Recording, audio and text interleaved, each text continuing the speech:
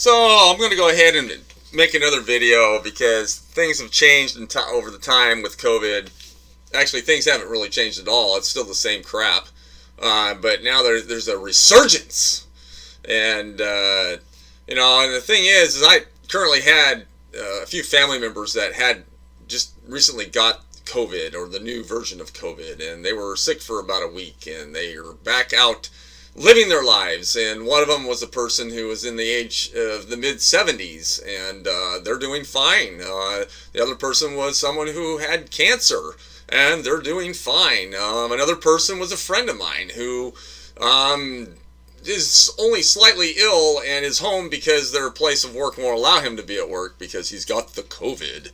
It's unbelievable how we have overreacted with this illness, and how it is really, it's amazing. And the thing is, the refreshing thing is I've actually been able to find other individuals on the internet, like YouTube, who are actually finally starting to put out information about how crazy everything's gotten. There's one particular that I really like. It talks about mass psychosis. And that's exactly what's happening in this world with this COVID. There's a mass psychosis going on. And I call it, my topic was about the Borg Mentality, which is actually bigger than mass psychosis. The Borg Mentality is a human trait. It's like a normal human thing that humans just happen to do. It's not because they're mentally ill or anything. It's that idea of being in a group and having the gang mentality of everyone doing the same thing. And that's what humans do, is they have, but the problem is when it happens to be about something that is bad for society, and actually makes things worse for society, which is the mass psychosis of COVID. They're starting to close lobbies again in my current location from where I do my work, and it's annoying. Because there's been a resurgence in COVID, and it's like, this isn't going away, people. There have always been colds. There will always be colds. Okay? If you're a weak person, you need to stay home when you're sick. Okay? If you're that weak and you're afraid that a cold might kill you, you need to stay out of public. Okay? You can't be wandering around in the public domain if you're a weak person. What is a weak person? Okay, well, a weak person who's someone who is probably struggling with some kind of another illness that's actually the illness that's killing them and ruining their quality of life, whether it be cancer, AIDS, pneumonia, hepatitis, all these other illnesses that you could have or fight or be dealing with on a daily basis, simply because you contracted a disease that is already killing you, but you happen to catch a cold that's going to finish you off. Okay, or if you're really, really old, okay, your immune system's super weak, and it may be what takes you out. Okay, a cat can kill an old person. Okay, a cat scratch that isn't properly taken care of can kill an old person. Okay, so that's the thing, is why has this happened? Why now? Why are we so worried and scared about everything? And I'm going to tell you why. And I'm going to tell you it's because of the generation that we have living on the planet today, especially in America, okay? So, when I was a kid, we were tough, okay? We were able to say bad words to each other, and we were taught how to deal with that. We were taught how to grow a self-esteem and an ego, so that when someone calls you a bad name, you learned how to cope with it. Okay, just like everything else in life, you have to learn how to cope with things. Not everything's going to be perfect. And sometimes someone might say something that might hurt your feelings. Well, okay, then you're taught how to deal with it in an intellectual method. Not in a method that says that, well, that evil person that said those words needs to be thrown in jail. Okay, there's a thing called free speech. Okay, there's a thing called, people have the right to their opinion. If they want to call you a bad word, well, you know what? You need to have the skin to be able to put up with it. Or you need to have the tools in order to combat it back. Okay, you don't just roll over and point your finger and have the the big socialist government go in and take care of it for you. No, back in the olden days, you took care of it yourself, or you found another family member to help take care of it with you. Okay? And if it wasn't true, like let's say they called you, a bad word, like you're super fat. You're a big fat person. Okay, so you have different ways of taking care of that, right? You can either, one, look at yourself in the mirror and go, yeah, I have bad eating habits. I don't exercise. I like to play video games all day. Well, maybe you ought to listen to what that guy's telling you and get off your fat fucking ass and lose some weight. Or what if you have a medical condition and you take 4 or 5 prescription drugs? Well, maybe you need to look into that and find out, do you really need to be taking those prescription drugs? Okay? And now it's making you retain water and it's making you fat. Okay? So, it's mean of the person to call you fat, but the thing is, you got to do something on your end, right? You can't just say, because what if he's right? Someone's calling out the obvious and you're all upset about it because you feel bad about it. Okay? You got to learn how to deal with it, okay? Sorry, but that's how it is. Back in the olden days, do you think when a cougar came jumping out of the bushes and it attacked the travelers, did the travelers get mad at the cougar and say, you can't do that, you're hurting my feelings? No! You had to learn how to deal with it. Same thing with humans. You don't just point your finger and hope that someone else will take care of the cougar for you. You got your shotgun and you took care of it. Okay? What happened to our individual strengths? You're not allowed to have individual strengths anymore in this country. If you're a person that actually works hard and actually gets the work done, you're expected to work harder to make up for the person that can't do their job, right? Because we can't fire them because they're going to get unemployment, right? So we're going to go ahead and keep them working, but then you're expected to work harder. And then if you do work harder and you make the numbers look better, they go, well, it sure is a good thing we have that crappy employee working with you so he can make you look better, right? I've had that told to me by my supervisor at my last place of work. They were like, wow, look at those numbers. They're so big. It's sure a good thing we got that employee working there because he sucks and it makes this other employee look like he's really good. Why not just fire the fucktard and keep the better employees? Have you been in any fast food restaurants lately? Have you seen how crappy the employees are?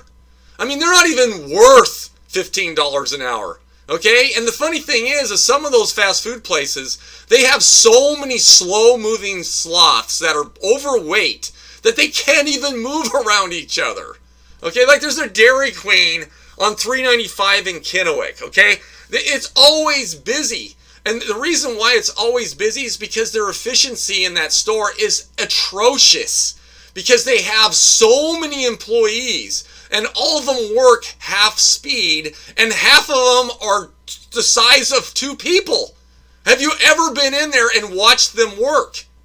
I even took video of it because I couldn't believe what I was seeing. And that's what's going on all over the country, is you have this generation of children who have been raised with the idea that they can't have their feelings hurt, and they're soft and sincere inside, and anytime you say anything mean, it's wrong. And so now they can be lazy, slothful workers, because they're not allowed to have a manager tell them that they need to get off their ass and get to work or you're getting fired. Nope. And then there's PTO, right? The great invention that the government decided that we're going to give workers paid time off. And so what happens is you have these groups of individuals working at these places all taking the same day off at the same time. So the restaurant has to close that day because all the employees decided to call in sick, right? And they're all going to get paid for it. And then if they do stay open, your aces that work the hardest are there trying to make up for the slacktards of all the rest of these employees that we've decided to propagate and lift up in this pathetic and miserable country. Yeah, we need to go back to the day where people had to save their money. It was your responsibility to save for a rainy day. It was your responsibility to save. So that way you could take vacation. That way if you were sick, you could pay for it. Okay, that's what I do in my job right now. That's what I did when I was self-employed 20 years, for 20 years doing carpet installation. I didn't have all of this stuff that all of a sudden now I'm responsible for now. I have to pay taxes and pay extra in prices for things because of the fact that the restaurants have to raise their prices, the grocery stores have to raise their prices because of these slothful employees. Instead of getting their kicked to their butt and being told to work harder and get, quit being a sloth or you're going to starve to death. No, now we're going to go ahead and propagate and lift these people up and say, no, it's okay if you don't work hard. We're going to go ahead and make society take care of you. I mean, why in the world do people continue to even work? I mean, seriously. I mean, there was a time, and it was most of the existence of humanity, that you were responsible for yourself. And then you had families, you had churches, and you had neighborhoods that would help in times of need. But now we have this giant totalitarian dictatorship that we've got running the world right now, and everyone's just so eager to get their free stuff, get their free money that we're just going to give to people because they're creating babies that they can't even take care of. That they're literally, this generation is having children who can't even take care of them, who can't even take care of themselves, and they expect society to help pay for them now, to pay for their slothfulness, to pay for their laziness, to pay for their inability to be responsible.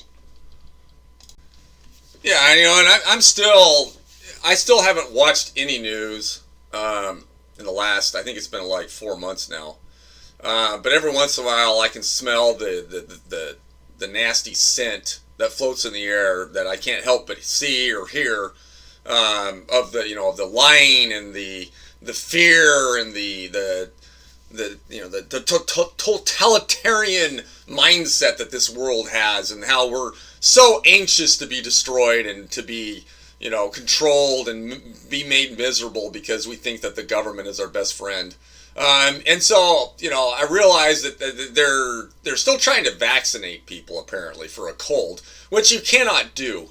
The people that I mentioned earlier, there was a couple people who had just got COVID. We're vaccinated. We're fully vaccinated. And it's like, okay, so why'd you get vaccinated? Oh, well, it lessens the symptoms. Okay, well, guess what? I was with the vaccinated person, with the other person who had the COVID and didn't know they had the COVID. I even spent the same time in a room together with them. And the person who had the vaccine got the COVID. And I didn't get the COVID. You want to know why I didn't get the COVID? Because I already had the COVID. I had the COVID back in January of 2020. And how did I get it back in those days? Because they said that the COVID didn't come until later. It came from Seattle somewhere, that it was shipped over from the Orient, which is a bunch of crap, okay?